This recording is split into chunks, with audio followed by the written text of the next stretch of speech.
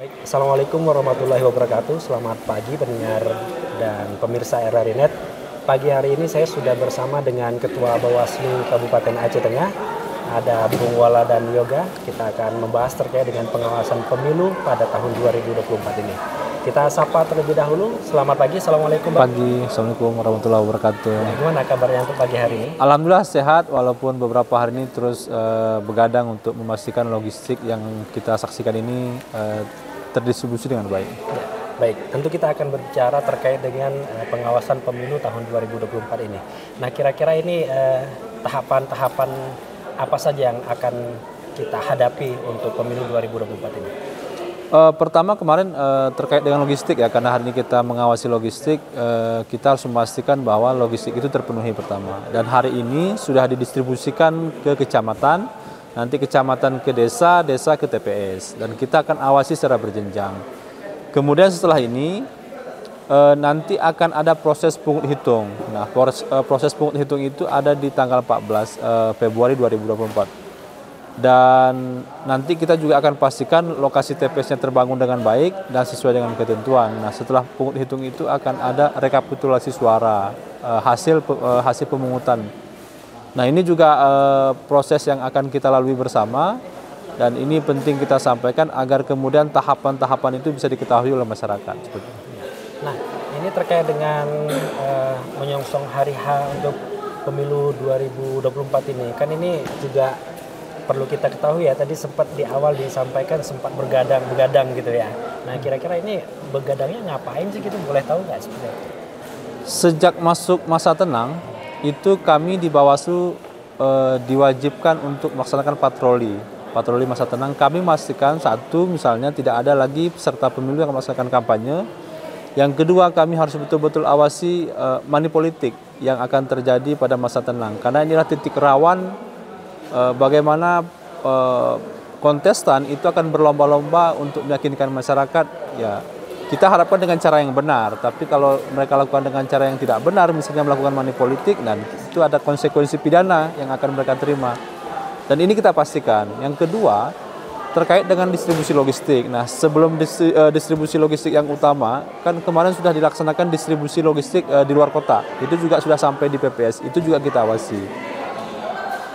Puncaknya adalah hari ini, distribusi utama berupa surat suara ini distribusi. Kami akan memastikan 24 jam akan betul-betul mengawasi di seluruh jajaran, baik itu di tingkat TPS, di tingkat desa, kecamatan, sampai dengan kabupaten. Kami harus bekerja 24 jam untuk memastikan semua berjalan sesuai dengan koridor yang ada. Gitu. Ternyata itu pendengar Radio Republik Indonesia dan pemirsa RRI Net, ada makna begadang yang di sini yang disampaikan oleh Bung Wala dan Yoga. Mereka itu melakukan pengawasan 24 jam sampai ke desa-desa ya Bang ya? Sampai ke desa-desa. Nah, tadi juga ada disinggung sedikit terkait dengan money politik. Nah, mungkin bisa kita sampaikan sedikit ini Bang, money politik ini seperti apa nih? Sebetulnya apa sih money politik itu? Money politik itu ada bermacam modus ya. Yang kalau orang tahu misalnya kan itu hanya memberikan uang untuk mempengaruhi seseorang untuk memilih peserta pemilu. Tapi tidak hanya uang, bisa dalam bentuk barang, bisa dalam bentuk, kalau misalnya ada satu kasus di Aceh, ada salah satu peserta pemilu itu membagikan rice cooker. Nah, rice cooker itu masuk dalam kategori money politik. Kemudian misalnya nanti kalau kita temukan ada peserta pemilu yang juga bagi-bagi, mohon maaf, selimut dan lain sebagainya, itu masuk dalam kategori money politik.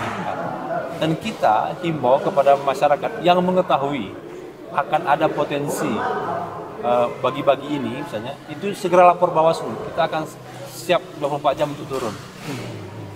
Itu bagaimana cara pelaporannya sudah disampaikan kepada masyarakat seperti apa? Ya, pertama hubungi pengawas desa terdekat, konsultasikan apa saja yang harus dipenuhi. Yang kedua, jika PKD-nya tidak dapat dihubungi, segera naik ke Panwascam tingkat kecamatan. Kalau tidak juga, silahkan catat nomor HP saya 0811 670 8337. Silahkan di Japri, di WA ke saya pribadi, Ketua Bawaslu Kabupaten Aceh Tengah, nanti akan kita tidak lanjuti semua informasi yang Bapak Ibu sampaikan kepada kami. Nah, ini untuk mungkin ya, ini pendengar, mungkin itu masyarakat juga ada yang takut kalau seumpama melaporkan ketahuan sama siapanya calon-calonnya itu ya kan. Nah ini bagaimana? Apakah kerahasiaan dari sang pelapor itu sendiri bisa terjamin atau seperti apa? Ya, pertama yang harus kita pahami adalah di kasus pelaporan Bawaslu ini harus keterpenuhan syarat formil dan materialnya. Misalnya ada pelapor, kalau tidak ada pelapor ini akan menjadi temuan Bawaslu.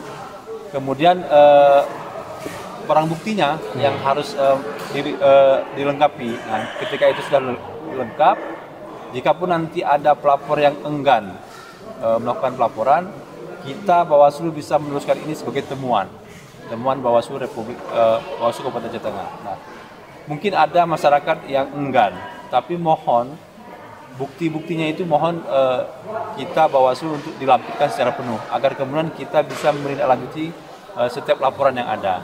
Laporan itu bisa bermacam-macam, bisa melalui pesan WhatsApp dilengkapi dengan bukti, kemudian ada misalnya orang mau datang langsung ke kantor melaporkan. Nah, kalau demokrasi ini kita jaga sedemikian rupa, insya Allah ini akan berjalan dengan baik seperti itu.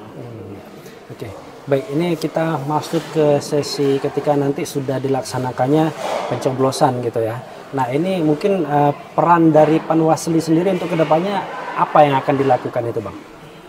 Terkait dengan pencoblosan, saya himbau betul kepada masyarakat Kabupaten Aceh Tengah, kalau sampai hari ini atau besok belum menerima pemberitahuan dari KPPS, segera lapor Bawaslu.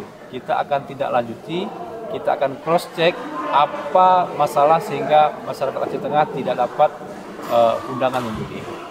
Yang harus diketahui oleh masyarakat Kabupaten Aceh Tengah adalah apakah karena tidak ada undangan kemudian tidak bisa memilih? Belum tentu. Nanti kita akan lihat kasusnya. Mungkin belum terdaftar di DPT atau DPTB, bisa masuk dalam daftar pemilih khusus. Dan itu juga ada syarat-syaratnya. Sehingga kami nanti jika ada masyarakat yang belum menerima undangan, kita bisa tindak lanjut dengan cepat. Nah, apa masalahnya? Kemudian terkait dengan pencoblosan, atau masyarakat memberi hak pilihnya. Kita ingatkan pertama, coblos sekali saja. Walaupun nanti ada prasyarat suara sah tidak sah itu ada banyak variabelnya. Kita sarankan di kertas suara itu, di sepanjang kolom itu coblos sekali saja, dan itu sudah cukup nanti bisa membuktikan ada tanda coblosnya karena dipakai dengan tanda coblos. Yang kedua, jika kemudian masyarakat pemilih mencoblos misalnya dengan rokok, nah itu suaranya menjadi tidak sah, menjadi rusak. Kemudian soal alat komunikasi atau handphone, itu kami Bawaslu menghimbau jangan mendokumentasikan pilihannya di bilik suara. Biarkan itu menjadi pribadi dan Tuhan yang tahu pilihan kita, karena pemilih ini adalah salah satunya adalah bersifat rahasia ketika di bilik suara. Kepada KIP misalnya kita sudah sarankan untuk selalu mengingatkan pemilih tidak menggunakan handphone di bilik suara. Karena ketika masuk ke bilik suara, siapapun tidak bisa lagi masuk ke area bilik suara karena itu menjadi rahasia. Dan kami berharap tanggal 14 masyarakat Kabupaten Aceh Tengah itu untuk berbondong-bondong datang ke TPS. Karena ini pesta untuk kita sukseskan bersama-sama.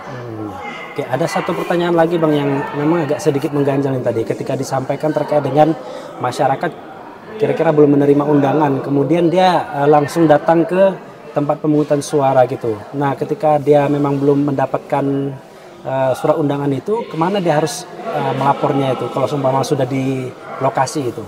Jadi nanti di awal nanti masyarakat datang itu ada KPPS 4 dan 5 yang bertugas untuk memverifikasi. Katakanlah saya misalnya Pak, saya misalnya tidak terdaftar di DPT dan DPTB, tapi saya mempunyai kartu tanda penduduk. Ya.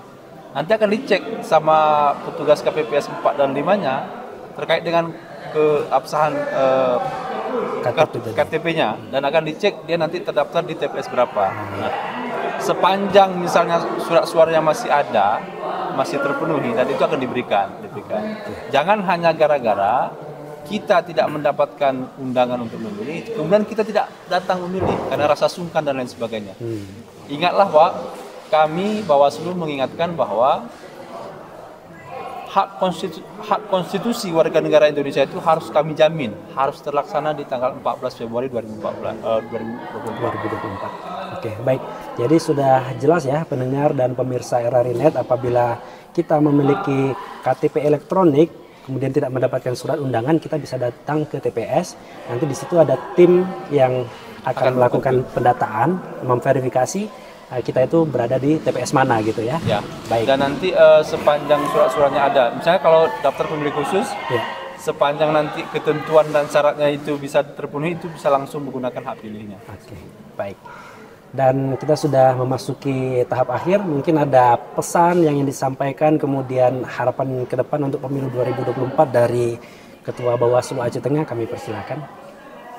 Kami Bawaslu Kabupaten Aceh Tengah menghimbau kepada masyarakat Aceh Tengah bahwa kita semua bersaudara. Soal pilihan berbeda-beda itu adalah rahmat yang harus kita syukuri.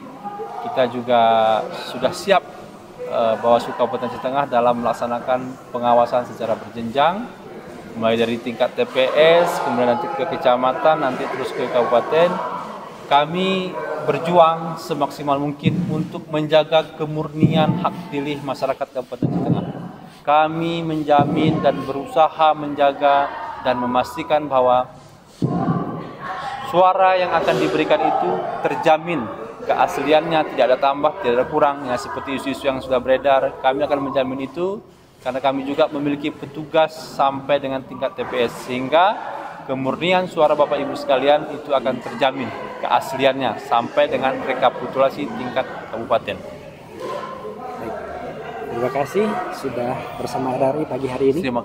Dan pendengar, setelah pemirsa RRI.net, demikian tadi wawancara kami bersama dengan Ketua Bawaslu Kabupaten Aceh Tengah, Ola dan Yoga.